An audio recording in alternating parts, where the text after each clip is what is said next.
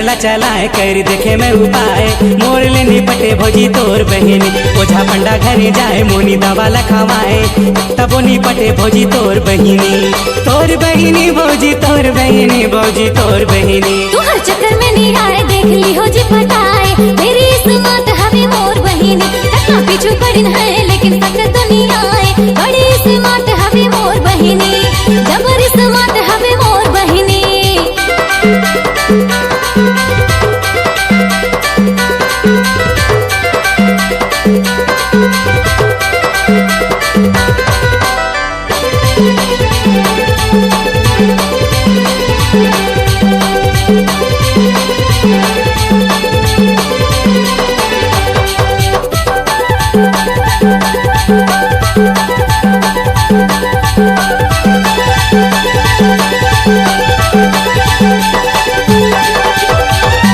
या मोर बर किसनो करके पटाए देवा जी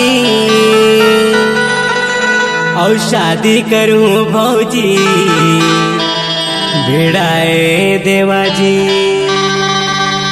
किसनो करके जोड़ी जमाए देवा जी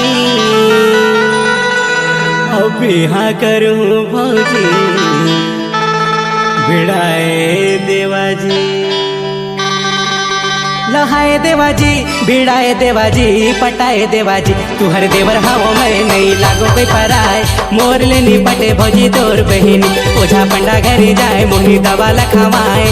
तबो नी पटे भौजी तोर बहिनी भौजी तोर बहिनी भौजी तोर बहिनी तू हर चक्कर में नहीं आए देख ली हो जी पटाए मेरी स्मार्ट हवे मोर बहिनी टक्का पीछू पड़िन है लेकिन सकर तो नहीं आए बड़ी स्मार्ट हवे मोर बहिनी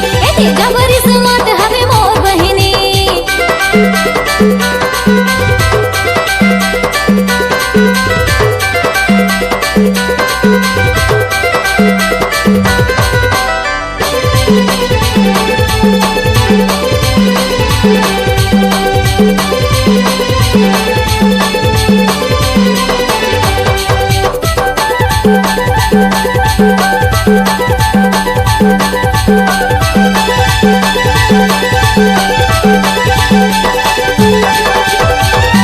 चिकन चाकन गोरी नारी दिखत है जोरदार आगो पाछू छोड़ा मन पड़िन है हजार अरे चिकन चाकन गोरी नारी दिखत है जोरदार आगो पाछू छोड़ा मन ओकर परिन है हजार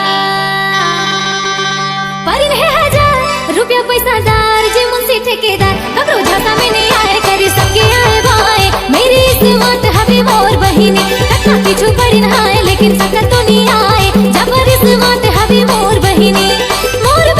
देवर मोर बहिनी कतना चक्कर ला चलाए कर देखे मैं उपाय मोर लेनी पटे भौजी तोर बहिनी ओझा पंडा घरे जाए मोनी दवा लखवाए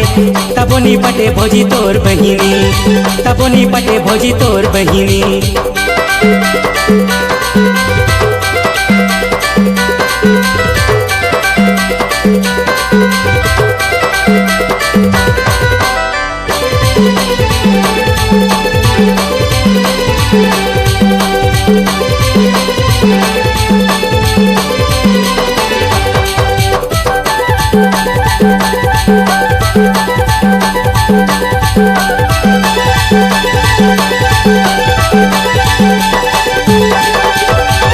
रुपया पैसा कमाहूँ कुछ भी कर जाऊँ ओकर बर